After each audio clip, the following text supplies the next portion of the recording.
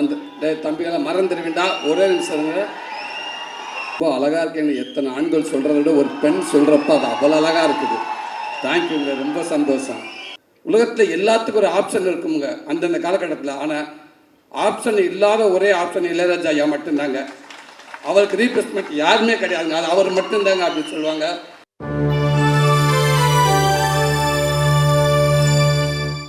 படியாக நம்ம எல்லாருடைய ஃபேவரட் சூர்யாண்ணா ஒரு நல்ல கைத்தட்டலோட.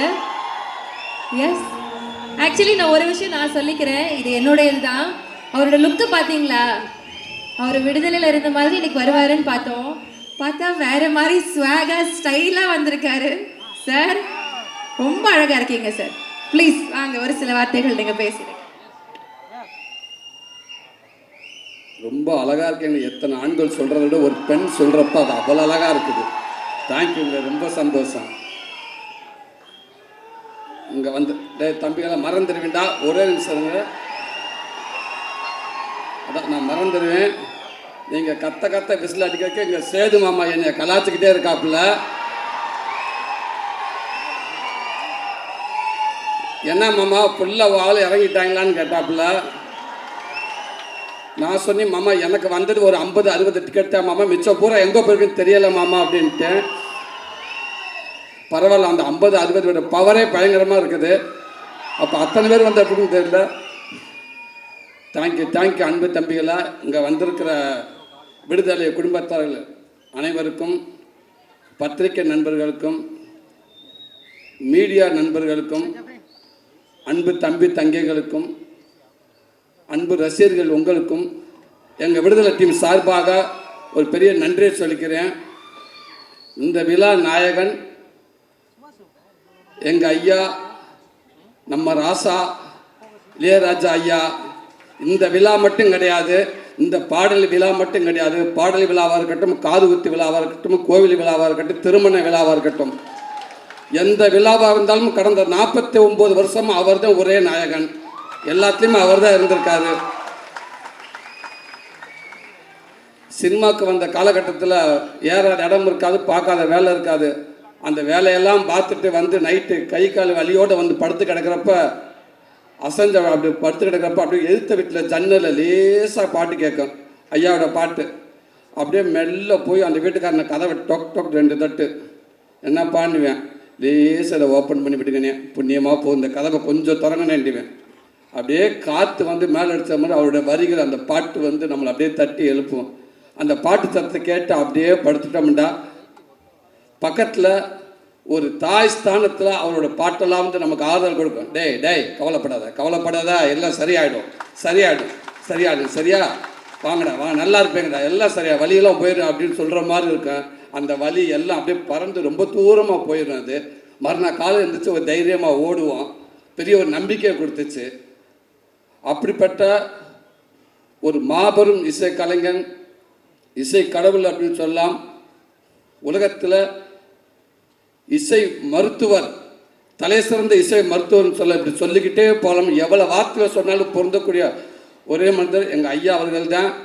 நேற்று ஒரு ஈவினிங் போல் ஒரு ஃபோன் வந்துச்சு எனக்கு. ஒரு IPS அதிகாரி, ரொம்ப உயர் போஸ்டிங்கில் இருக்கக்கூடியவர். பார்த்து ஒரு 3 மிஸ்டேக் காலையில் கால் பண்ணிருக்கார். நான் ஈவினிங் ஒரு 5 மணிக்கு தான் நான் பார்த்தேன்.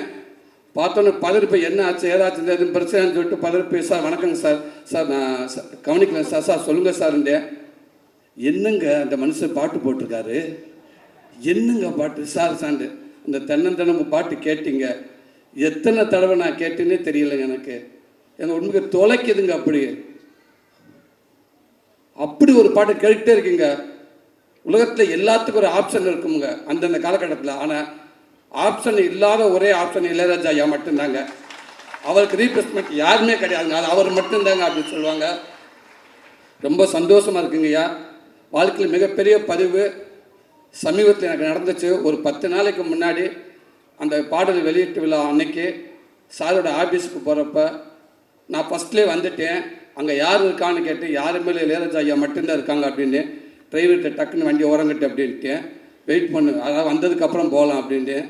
சொக்கலிங்க பொங்காளி வாங்க போ அப்படின்றாரு. சும்மா இருங்க, அவர் மட்டும்தான் இருக்காருண்டு. ஏன்னா அவர்கிட்ட போய் உட்காந்து பேசுறதுக்கு எனக்கெல்லாம் நம்மள ஒரு ஆளே இல்லை. இருந்தாலும் யாராவது வரட்டும் அப்படின்ட்டு இப்போ பயத்திலே இருந்தேன். சீக்கிரம் வாங்க, சேது வந்துட்டார், பேசிக்கிட்டு இருக்காருன்னு சொன்னாங்க. உடனே விட்றா வண்டியா அப்படின்ட்டேன். வேகமாக வந்து உட்காந்துருந்தேன். ஐயா கிட்ட ஆசீர்வாதம் பக்கத்தில் உட்காந்துருந்தேன். அடுத்து வெற்றிமாறன் வந்தார். அதாவது அவர் பக்கத்தில் உட்காந்துருக்கப்போ அவர் நிறையா விஷயங்கள் ஷேர் பண்ணியிருக்கலாம், எவ்வளோ விஷயங்கள். ஆனால் அவர் ஆரம்ப காலகட்டத்தில் சினிமாவுக்கு எப்படி அந்த இந்த மியூசிக்கில் வந்தார், அவங்க குருநாதர் யார், அவங்க அண்ணன் யார், அவங்க அம்மாவை பற்றி நான் எப்படி கற்றுக்கிட்டு எனக்கு எங்கே தூண்டுச்சு, முதல் டியூன் நான் எப்படி பண்ணேன், எது மூலமாக எனக்கு வாழ்த்து கிடச்சிச்சு, அதுக்கப்புறம் யோசிச்சு பார்த்து இது நமக்கு வந்த கைதட்டு இல்லையா, அப்போ நமக்குன்னு ஒரு கைதட்டு வரும்னு சொல்லிட்டு நான் ஆரம்பித்து ஒவ்வொன்றும் அப்படின்னு சொன்னார். அதையெல்லாம் கேட்குறப்ப பக்கத்தில் இருந்துட்டு இப்படி ஒரு பேசப்போ வாழ்க்கையில் செயற்படுறப்ப அந்த பதிவுக்குள்ளே நம்ம இருக்கோம் இல்லையா, அந்த பக்கத்தில் ஓரமாக கைகட்டி உட்காந்துருந்தேன் இல்லையா, இது என் வாழ்நாள் மிகப்பெரிய பக்கிஸ் இல்லையா. இது எனக்கு இது நான் மட்டும் இல்லை, இது என்னுடைய சந்ததிகள் எல்லாமே இதை பாதுகாக்க வேண்டிய ஒரு பதிவு. இது ரொம்ப ரொம்ப நன்றிங்க. அப்படி இருக்கப்ப உங்கள் வரிகளில் உங்களுடைய மியூசிக்கில் நான் ஒரு உருவமாக இருந்திருக்கேன். இப்போவும் சொல்கிறேன், இது கனவா என்னான்னு தெரியல. இப்படி வாய்ப்பு எடுத்து கொடுத்த வெற்றிமாறனே, இதுக்கு எதுவுமே தெரியாதுண்ணே, ரொம்ப ரொம்ப நன்றிங்க. அடுத்து இங்கே ராஜ்மேன் சார், ஸோ உங்களோட ஒர்க் பண்ண ரொம்ப நன்றி சார். இந்த படத்தில் அவன் வில்லன்களாக வந்து கத்தி சத்தம் வந்து கத்தின்னு சொல்லுவாங்க, கன்னு எதுவுமே இல்லாமல் ஒரு கொடூர வில்லன் அப்படின்னா படத்துக்குள்ளே சொல்கிறேன், உங்களை மட்டும்தான் சொல்லணும் சார். அப்படி ஒரு பதிவாக இருக்குது அண்ணனோட இது. நீங்கள் பார்ப்பீங்க, அந்த விடுதலை 1 பார்த்தீங்க இல்லையா, இப்போ விடுதலை 2ல் பார்ப்பீங்க. அவரோட அற்புதமான ஒரு ஆக்டிங்க. வாழ்த்துக்கள் உங்களோட ஒர்க் பண்ணல ஜாய்க்கண்ணே, வழக்கம்பண்ணே. நீங்கள் இருந்தாலும் நீங்கள் எல்லாட்டாலும் உங்களுடைய பங்களிப்பு சினிமாவுக்குள்ளே அதிகமாகவே இருந்துக்கிட்டே இருக்குண்ணே.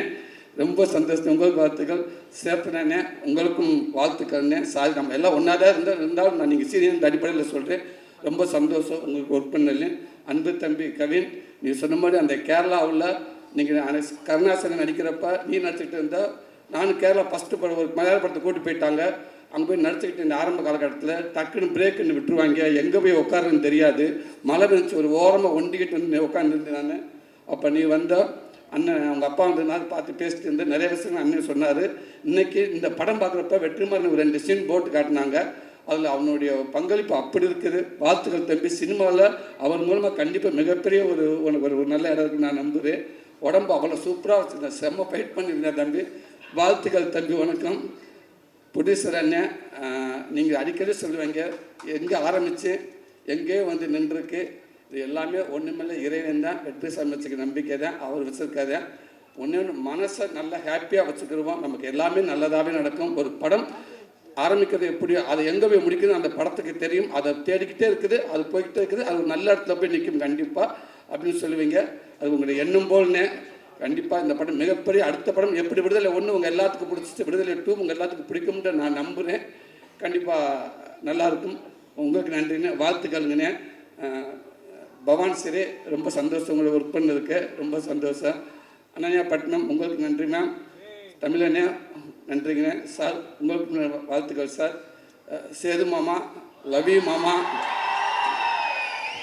கொஞ்சம் படம் பார்த்தேன்.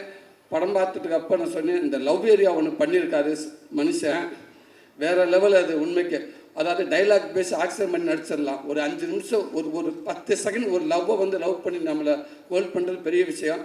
ஆனால் ஒரு சீன் ஃபுல்லாக மஞ்சு மேம் மாமாவை சேர்ந்து டைலாக்கே பேசாமல் அந்த ஒரு சீன் ஃபுல்லாக ஒரு லவ்வை எப்படி சொல்கிறது, உன்னை எனக்கு பிடிச்சிருக்கா அப்படின்னு கேட்குறதுக்கு அவர் ஆக்ட் பண்ணியிருப்பாப்புல. மிகப்பெரிய ஆக்டிங் அது மிகப்பெரிய ஆக்டிங். நம்மளை அறியாமல் ஒரு நடிகை நடிக்கிறப்போ பார்க்குறப்ப நம்ம அந்த மூஞ்சி நம்ம கை காலம் நம்மளை அறியாமல் அவங்களோட அப்படியே போய்கிட்டே இருக்கும். அப்படி ஒரு அந்த சீன் அது. ஐ லவ் யூ மாமா.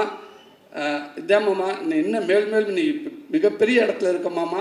இந்த படம் இன்னும் மேலும் மிகப்பெரிய நடிகனாக கொண்டு போய் சேர்க்கணும்னு நான் இறைவனை நம்புறேன் மாமா. வாழ்த்துக்கள் மாமா.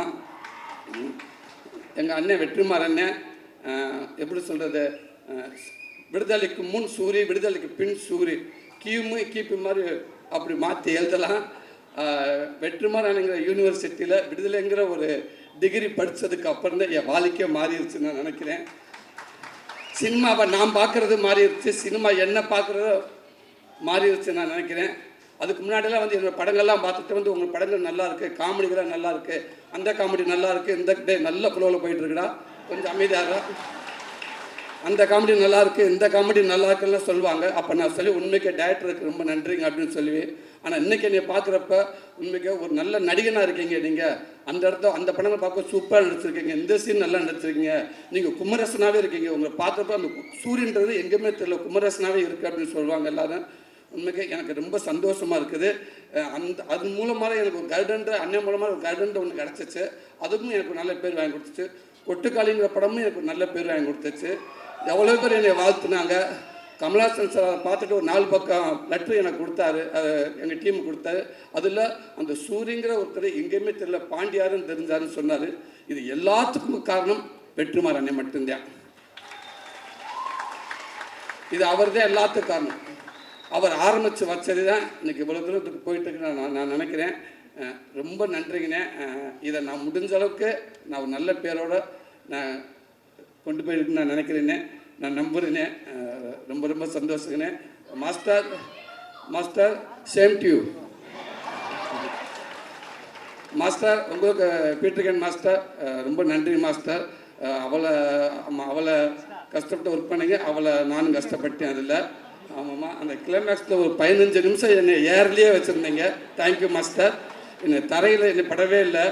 ஒரு இடத்துல காலெலாம் கிழிச்சு ஒரு 2 தையல் போட்டு ஒரு 4 தையல் போட்டாங்க. திருப்பி வந்து அப்புறம் திருப்பி அந்த தையலும் பிரிஞ்சு போச்சு. திருப்பி போனேன், திருப்பி 4 தையல் போட்டாங்க. திருப்பி வந்து திருப்பி பிரிஞ்சிருச்சு. திரும்பி அங்கே போகலான்னு சொக்கலிங்கிட்ட கேட்குறப்ப சொக்கலிங்க சொன்னார், அந்த டாக்டர் கொன்னே இப்படி அமைச்சேன், வேறு ஹாஸ்பிட்டலுக்கு போகலாம் அப்படின்ட்டாரு. திருப்பி அந்த டாக்டர்கிட்ட போனோம். அவர் அப்படியே பார்த்தாரு, ஏன்னா விளையாடுறீங்களான்னு கேட்டார். இல்லைங்க இதை கேட்குறாந்த பீட்டர்கன் மாஸ்டருக்கு அவர்கிட்ட போய் கேளுங்க அப்படின்னு. இவ்வளோ வேதனையில் உட்காந்துருக்க போய் அசிஸ்டண்ட் சொல்லிக்கிட்டே இருப்பேன், தயவு செய்து வீட்டில் எதுவும் ஃபோன் வந்து எதுவும் சொல்லிடுறாங்கடா, எதுவும் சொல்ல வேணாம் அப்படின்னு சொல்லியிருந்தேன். அதை மீறி ஃபோன் வந்துக்கிட்டே இருந்துச்சு. டேய் சுரேஷ், நீ எதுவும் சொன்னியா? நான் சொல்லலை சார். டே நீ சொன்னியா? நான் சொல்லலை. ஏன் அப்போ ஃபோன் மாற்றி மாற்றி அடிச்சுக்கிட்டே இருக்கா? நாங்கள் சொல்லவே இல்லை சார். ஃபோன் வந்துச்சு சார், திருப்பி ஃபோன் வருது, கொடு. என்னம்மா ஏங்க இப்படி பண்ணுறீங்க? சொல்லவே மாட்டேங்கிறாங்க. நான் தான் சொல்லவே நான் சொல்லியிருந்தேன். உனக்கு எப்படி தெரியும்? அந்த பக்கத்து வீட்டுக்காரங்க தான் சொன்னாங்க. அவங்களுக்கு எப்படி தெரியும்? அவங்க தாங்க சொன்னாங்க, கொடைக்கானலில் மலை பூண்டு கிலோ வந்து 150 ரூபாயாமுங்க, தக்காளி 200 ரூபாயாங்க, சின்ன வெங்காயம் இருக்குங்க, அந்த கொம்பு தேன் இல்லை அதெல்லாம் வாங்கிட்டு வாங்கிட்டாங்க. கொம்பு தேன் சிம்பு தேன் உனக்கு கொண்டே விடுவேன். இங்கே நான் இருக்கிற இருப்பேன்னா கால் உடஞ்சி ஒட்ட வச்சுக்கிட்டு இருக்கிறேன். கொம்பு தேனும் மலை பூண்டை வை அப்படின்னு. இதுதாங்க எங்கள் வீட்டில் இருக்கிறது போல. இதுதான் வாழ்க்கை, முடிஞ்சு போச்சு. ஸோ அப்படி ஒரு பெரிய நினைவுகளை கொடுத்துக்கிட்டே இருக்கீங்க மாஸ்டர். அடுத்தடுத்து உங்கள் கூட ஒர்க் பண்ணிட்டு நினைக்கிறேன் master. Thank you master, thank you master. இவ்வளோ நேரம் எனக்கு ஒரு நல்ல ஒரு வாய்ப்பு கொடுத்தீங்க. இப்படி மீண்டும் இந்த விடுதலை படம் உங்கள் எல்லாத்தையும் ஒரு திருப்திகரமான ஒரு படமாக அமையும் அப்படின்னு நான் நம்புகிறேன். இங்கே வந்திருக்க அத்தனை பேர்த்துக்கும் நன்றி. தேங்க்யூ.